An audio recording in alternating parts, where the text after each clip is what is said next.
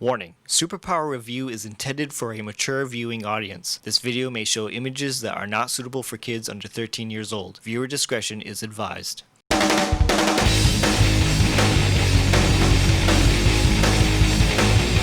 What's going on, everybody? It's Kevin Vidini here for Superpower Review, and welcome to today's video. I have a special guest for you guys today, but before I introduce my guest, I just want to remind you guys that it is very important that you smash that like button if you like today's content, and comment some feedback in the comment section down below. I'm also going to be giving this Spawn number 1 CGC graded at a 9.4 once the channel reaches 2,000 subscribers. So make sure you click that subscribe button if you want to potentially win this book and see future content. So my guest for today's video has worked for comic companies such as Dark Horse Comics, DC Comics, and Marvel Comics. His most notable work is from the Wolverine limited series and the Infinity Gauntlet. My guest today is comic book artist and inker, Joe Rubinstein. Joe, thank you so much for joining us today. I really appreciate your time, sir. Thank you so much. You're welcome.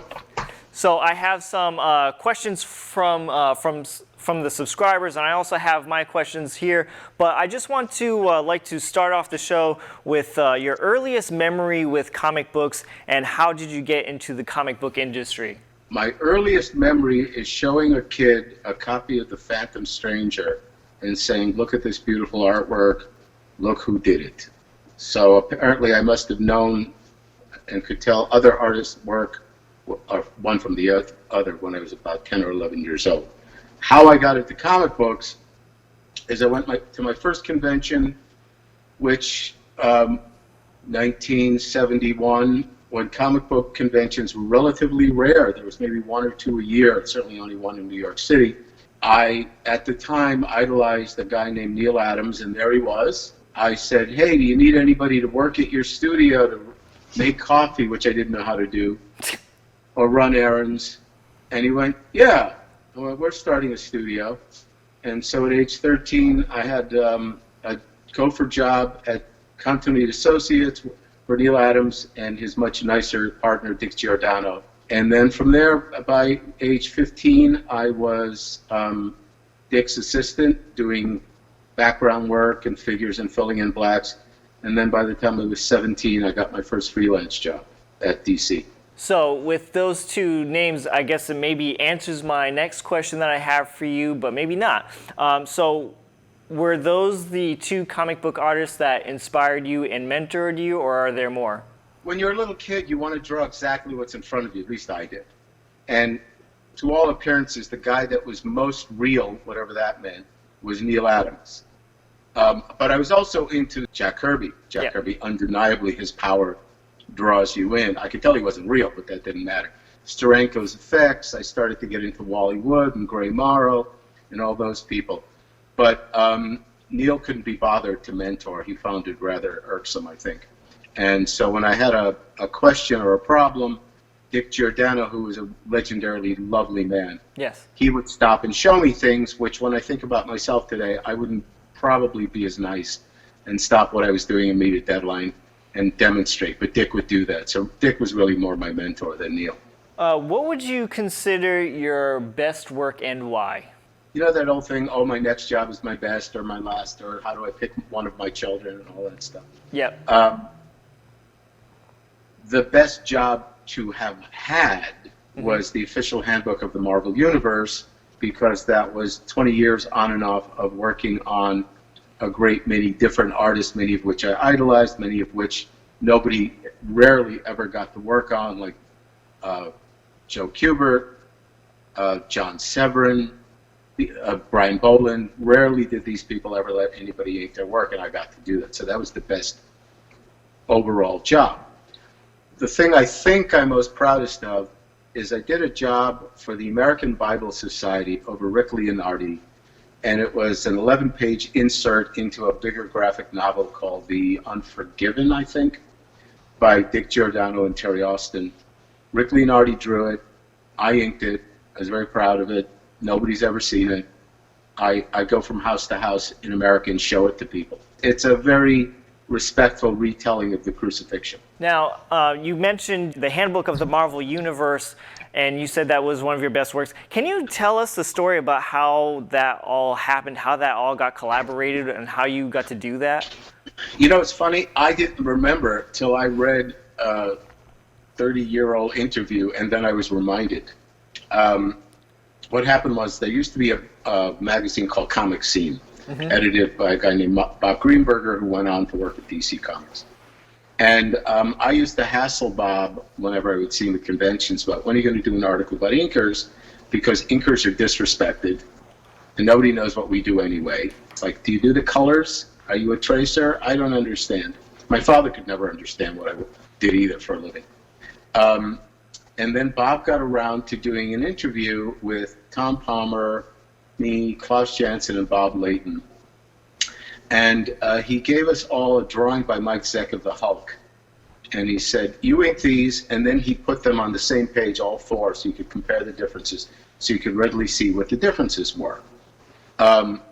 Mark Grunwald was putting together this thing called the Official Handbook of the Marvel Universe because he was tired of the inconsistencies of how strong is this guy and where did he really come from. So he was going to make the definitive encyclopedia. And smartly enough, he was going to get the fans to pay for it. So instead of just making it an in-house Bible, he was going to publish it every month. And when he saw this article about inkers, he saw that mine was truest to the intention of Mike Zeck's pencils. So he said, we're doing this encyclopedia thing. Here's 3 or 4 figures to ink them, and come back. Yep. And I think they were a Brian Postman and a Ron Wilson, and I don't remember any longer. And I brought it back, and he said, great, okay, how many do you want to do? And I went, all of them. Why would I say anything else? And while it was a completely selfish act on my part, it was also beneficial to Mark, because while he and his then assistant editor, Mike Carlin, were coordinating all these different guys, and when's it showing up, and it's late, he always knew he could just take this stack, hand it to me, and I'd come back, because I lived in the New York City area, I'd come back on the weekend with all of them finished. So it made his life much easier. And when Carlin left and Howard Mackey became the assistant editor, he came to me and confided with me. He said, listen, all freelancers lie except Joe Rubinstein. So I'm glad that I could be there for him, and it turned out to be the very best job an inker ever had. Because, you know, it was a figure, one figure. That was fast. And then as the series went on, it was one figure and one panel below. So it was a lot easier than doing full comic book pages for the money. Who decided that out of the whole project, you know, this deserves a Guinness World Record? Who thought of that? One day I said, I have the Guinness World Record for more characters and more pencils than anybody in history, if it existed. As a joke, which it does not. So everybody always clips the back end and just decides that I have the Guinness World Record for the most characters and most pencils, which I do if it exists. And then one day I wrote Guinness. I said, hey, would you like to do this? And they went, no, we don't care. Wow. So it doesn't exist. It's not true, but it is. You know, Oh. I don't know. It's like there is a guy somewhere who has fit in 42 ping pong balls into his cheeks, but since nobody saw it, it never existed, and he didn't fall down in the forest. So, because, you know, a lot of times, while people have a varied career as an inker, they tend to be teams. You know, like John Beatty's mostly with Mike Zeck. Yes. You know, and God knows Sinnott inked everybody, but Sinnott was Kirby, you know? Yep. So I have between 400 and 450 different pencilers last time I looked. Wow. And the thing is, I haven't been particularly employed for the last 20 years. Ever since the 1999 DC implosion, I haven't had any kind of real employment from either of the companies. And I think I'm listed as like the 7th or 8th most prolific inker who ever lived, because all I ever did was ink and ink and ink and ink and ink. imagine where I'd be if the last 20 years I was actually getting work, and where my pencil count would be by now, penciler count would be by now. But like I said, still, I think if you ask people, if they get close to 100, it's probably surprising. But I'm north of 400. That's a lot. That's a lot. Yeah. Is there a penciler that you like to ink the most? Again, a complicated question. It makes it interesting. I was hoping for a dull interview, but this is good. I like inking John Byrne's work. I just don't ever want to talk to him. Gil Kane's another one. Yeah. I think Gil Kane, one of the all-time great masters. We did 3 issues of Superman together. I think they look lovely, and Gil and I hated each other. So I'm more than happy to ink him and never talk to him again. On the other hand, I just got 12 Jose Luis Garcia Lopez cover recreations to do. And besides being the artist, he's a lovely, lovely guy, sweet, humble, joyful. So yeah, I like working on Jose's work. And then on the other end of the spectrum, I like working on John's Byrne stuff. As a matter of fact, John's been doing this thing called Elsewhere, where he's been publishing his own series of X-Men comics. Yep. Except it's sort of like fan fiction, because he doesn't publish them, he just puts them out. Mm-hmm. So John didn't want to hassle with editors and people telling him what he could and couldn't do and what characters he could and couldn't do. So he's done, I think, about 14 of them by now. And every now and again, some fan hires me to ink one of those pages, because Byrne and I did the Captain America short series in the early 80s. And a lot of people think of that as career highlights for both of us.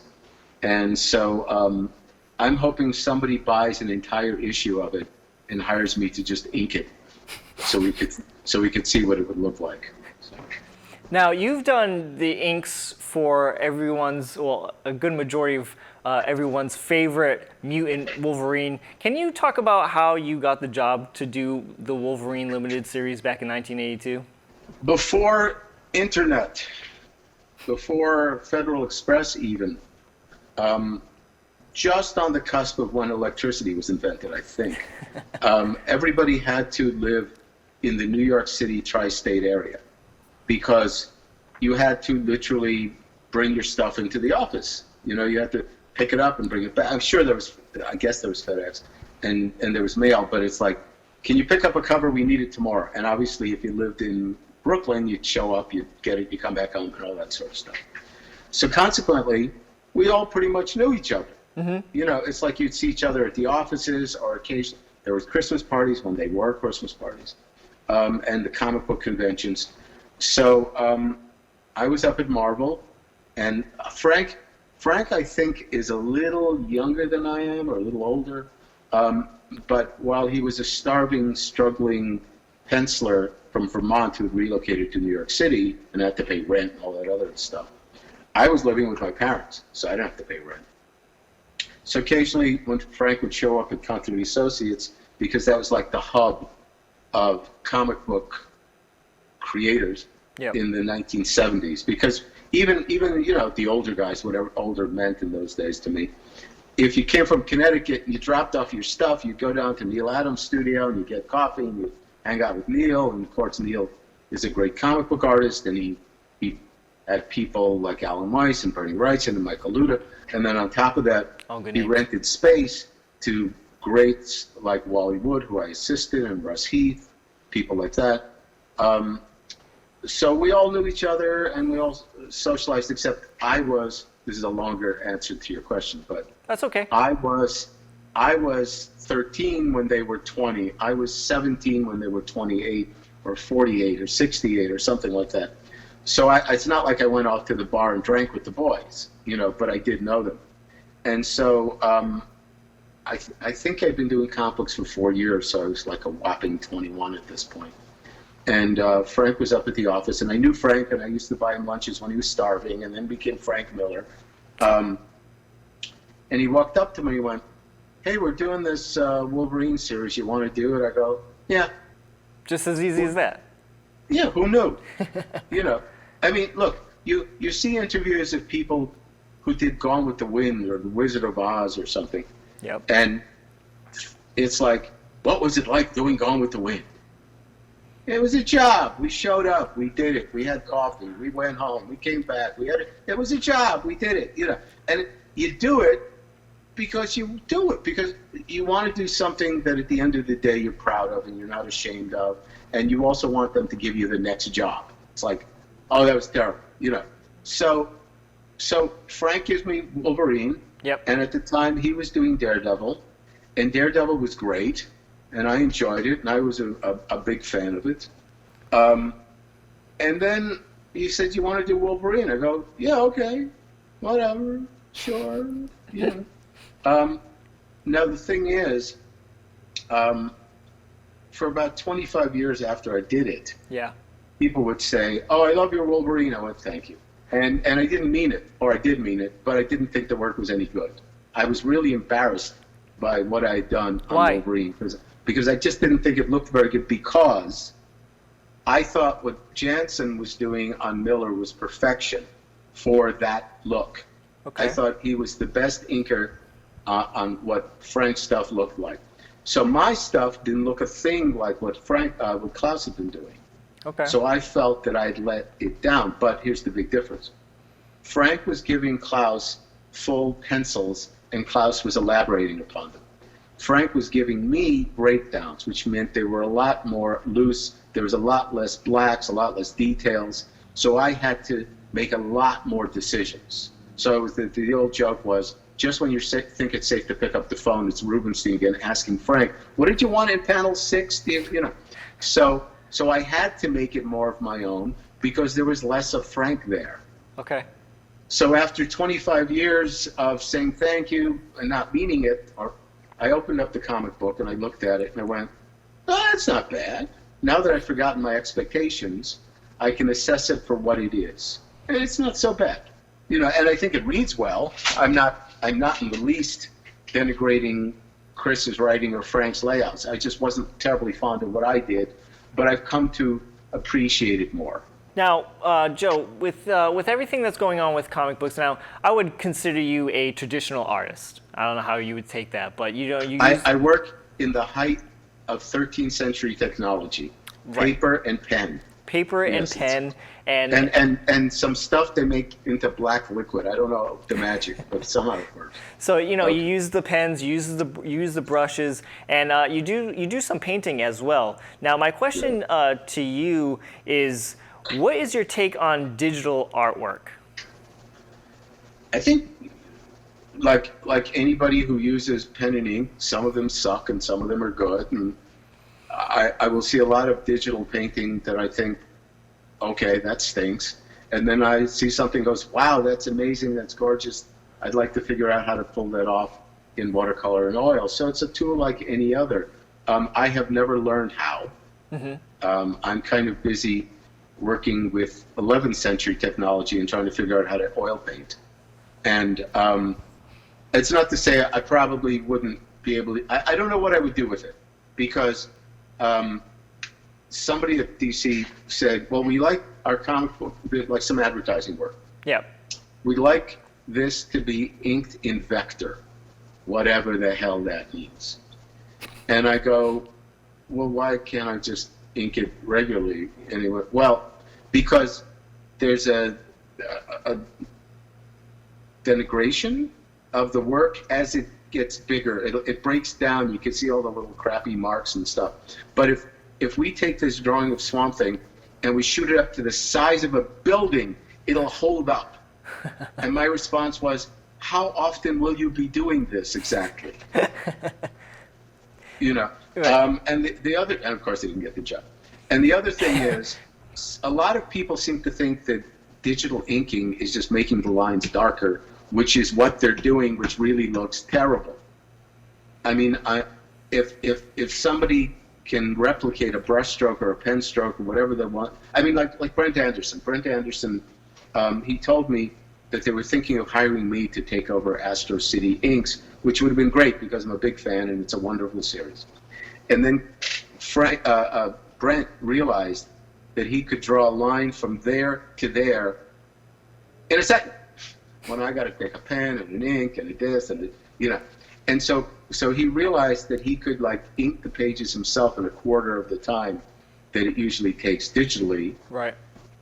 And I can't blame him. And if the stuff looks good, but I noticed Brent recently was advertising and doing very lovely hand-done commissions because he missed his hand doing the work.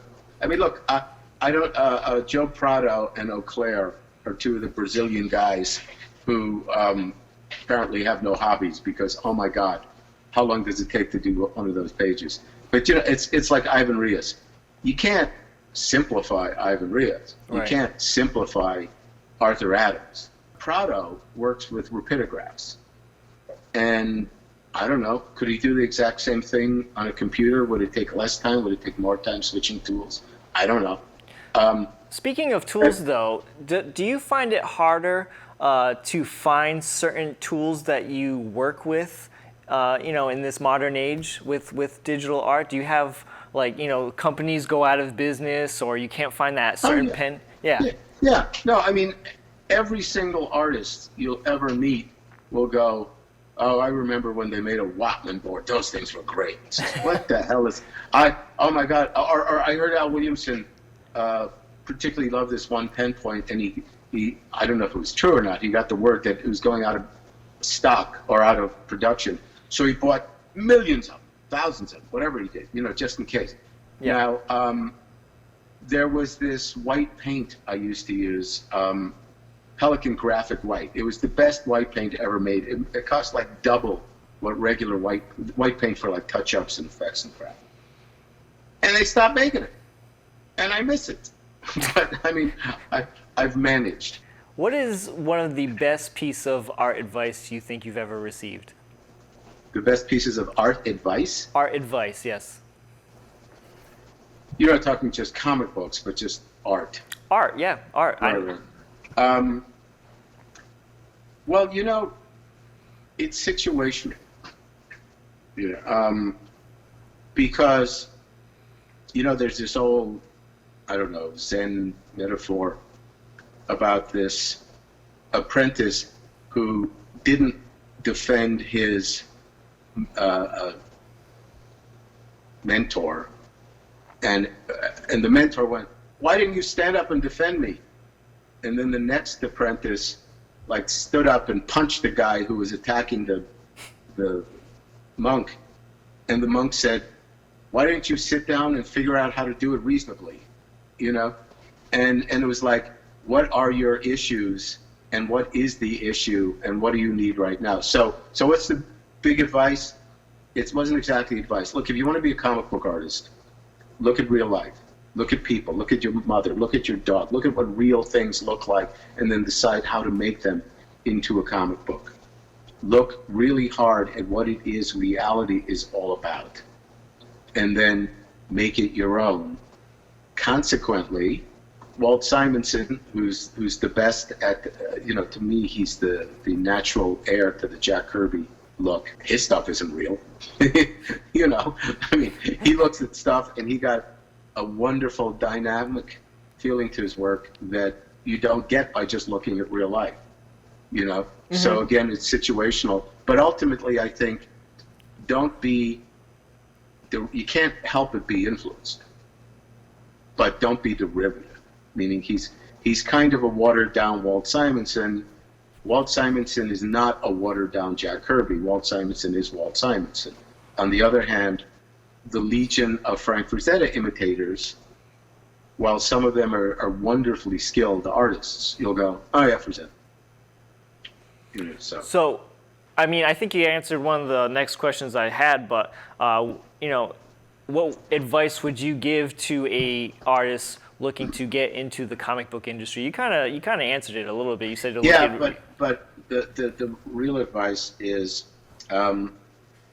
you're really, really lucky because you've got a lot of sources for information these days. You've got videos you can watch on YouTube, and the Kubert School has how-to books and courses and all that sort of stuff. But if at all possible, my route was go be an assistant. Go find somebody who's doing it now, who's done it, Don't reinvent the wheel. They'll show you, oh, here's the trick we do, here's the device we use, here's how we figured out how to do this. Or in my work, as I alluded to earlier, is very heavily based in Neil Adams stuff. Mm-hmm. But it's not 100% a copy of Neil's, for sure. And one of the reasons it's influenced by Neil is when I worked at the studio, I had access to Neil's files. I had access to the people that Neil studied. Tom Scheuer, who most of you have no idea who he is, and Joe Kubert, and Stan Drake, and Austin Briggs. And once I looked at their stuff, I went, oh, I know why Neil does it the way he does now, because I see the way Stan Drake did it and how Neil took it from Stan Drake. Now, I give all those files to 10 guys. Doesn't mean all those guys are going to be good artists at the end of the process. So you have to give the artist credit that they understood what they were looking at and they distilled it and all that. But I did look at what was done previously and learn my lessons from it. It's like how do you do water? How do you paint water? Somebody has already done it for you. Now figure out what to do. So if you can find somebody who's in the business, if you can become an apprentice, a mentor, an assistant, and I think the way I don't know that I would have had the guts to move from, Elephant Breath, Ohio to New York City to try and get work at DC or Marvel Comics, but because I was already living in New York City, that certainly made it easier. So because I was working for Dick, and I would go up to DC and Marvel delivering packages and pages, and they saw my face, and know that that's the guy from Neil's studio. When I showed my samples, Saul Harrison, not a nice man, but had one of the executives there, said, okay, we'll give him work, but Dick, you have to watch him. So I did my first 6-pager, six or eight, appropriately enough called Tales of the Great Disaster, in the back of Commandy. And I did them, and I showed them to Dick, and he went, yeah, okay. And that's how he watched me. And then I brought them in, and I got my work. So the fact that I was known certainly was a way to break into the business. But unfortunately, I did 8 issues of the Fantastic Four. That was my last Marvel work, and that was 3 years ago. And not only have I never met my editor, I never even spoke to my editor. I just got an email. You want to do the Fantastic Four? Okay, great. Here's the pages. Okay, great. Here's the pages. Okay, great. I don't even know who the face of the guy who hired me. So now it's so remote control that it might even be harder to get into the offices that way. As a matter of fact, I think they absolutely don't want you to get into the offices. With everything that's going on, Joe, with the pandemic, you go to a lot of cons. I've got to meet you maybe half a dozen times. Do you miss attending Comic Cons? Was I nice? Yes, you were. Yeah. Did I tell funny stories? You did. Yeah. Did I make fun of you at all? No. Remind me to make fun of you next time. Okay. I think you were happy because I was giving you money, so. I'll make fun of people give me money too. It's like Don Rickles, Well, it's an interesting thing. You get into a rut, right? It's like, lucky for me, because I've been working since I was 13, I've never had a real job. I've never had to get dressed and go into the office and deal with the same people and come home and get dressed and go into the same people. But now with the pandemic, it's like, I just want to go into the office and get dressed. I just want to see somebody, So it's. Oh, I think it's Dan Fogelberg says, where he says, the music is heavenly, but the traveling is hell. So it's like, get to the airport, get in the plane, deal with the stuff, check into the thing. It does sound stressful. Interacting with people is great and fine and good, and they tell you lovely stuff like, oh, you meant a lot to me growing up, and my brother gave me your comic books, and you're wonderful, and you're my idol, and you want to date my sister, and, all that stuff. But the being there is fine. I look forward to doing more of it. That's great. it's you know, it's like Will Eisner said to me once. It's like vaudeville. You know, it's like a split week in Altoona. You know, it's like, and the thing is, you go to a convention somewhere, and there's Jerry Ordway. I haven't seen Jerry Ordway in 2 years. Hey, Jerry, and you pick up like, hey, we were in the wars together. We know what it's like, and you'll see people sort of clustered in age groups. I think it's like, you know, the old guys are over there because they'll have somebody to talk to, and that's something to be said, that you get to reconnect with people at the conventions, and I do look forward to them starting up again. And then maybe it's sort of like when you're sick and there's nothing more important than I just want to get better. Please God, let me get better. You know, and then you get better, and then something hassles you the next day, and you totally forget that you're so grateful that you're better, that you're letting all that other stuff bother you again. Yeah, I understand. Yeah. Right. So last question for the interview. What is Joe Rubinstein doing? What are you currently working on right now? Are you working on anything? I would just like to boast that I am 43 years ahead of the curve and have been self-quarantining ever since. So the fact that you guys are catching up on me is just amateurs, you know. I grew this beard. That seemed like a passive way of getting by. I don't do much of it. The comic book companies never called me. I did my first cover for DC Comics in 14 years. Wow. Like 6 months ago. I do Skype lessons. I paint. Cool. I do portraits. I do comic book commissions. I do comic book recreations. And I did do, I don't know, 50, 60 pages for something called, it's for Nostalgia Press, and it's called Thrilling Adventures, and it's like 100-page graphic novel. We did a Kickstarter on it, and we got all of our money on the first day and double our money by the end of the cycle. And it's Ron Frenz and George Perez and Jim Starlin and Alan Weiss and Mike Lilly and I inked half of this thing. And it's classic superheroes, public domain superheroes. Yep. Get together in 1947 and fight the Nazis. And I think the reason we got our money so fast is because people wanted to see a comic book that looked like a comic book. And I'm not saying that there isn't fantastic, beautiful, wonderful artwork coming from all sources and contemporary artists, but I think it's sort of like Archie comics, you know, where they've decided to have so many different looks on Archie, just to give you a choice. Yep. And I mean, you know, they got Adam Hughes to do Archie, for God's sakes. So I think they wanted the classic look and the other stuff. So I did that over Ron Frenz, and you know, I'll do pretty much anything for money. Just trying. So. And so to anybody who's watching, wants to get in contact with you, are you on social media at all? Do you have any pages? I'm on Facebook. I'm on Instagram, and I also have a joerubinsteinart.com page, which I've been doing these exclusive prints and illustrations, which are, I think the launch is September 4th, which will be available there. And as I said, for all you would-be artists, if you feel like you need an art lesson or a critique or something like that, I do that. And I might take you up on that. Okay. I'm a lovely teacher.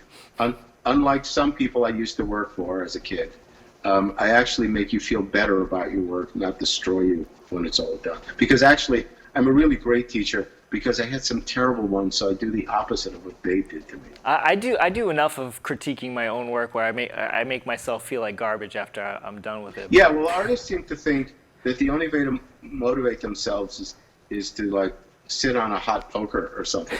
And it's like you say to yourself those things you wouldn't say to somebody else. Like you look at your work and go, I suck, I'm terrible, I suck. And then somebody else shows you their work, and you go, are you going to really go to that guy? You suck. Or you go, yeah, and you don't lie. But like, yeah, there's some good stuff in here, but you're going to like forget that good stuff and just focus on what's wrong. Now, of course, you have to pay attention to what needs fixing. But artists have this this delusion that if they lose their demons, they won't have any reason to write a sad song, you know.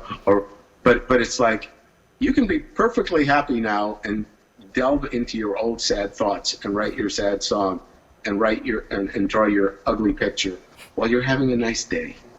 There you go. Well, Joe, thank you so much for taking the time to be on the show today. I really appreciate it. You're welcome. Thank you. Thank you, guys. And guys, that's going to do it for today's video today. Thank you so much for watching. Don't forget to like, comment, and subscribe. And if you need to contact Joe, all of the links are in this video's description down below. Again, thank you so much for watching, and I'll see you guys next time.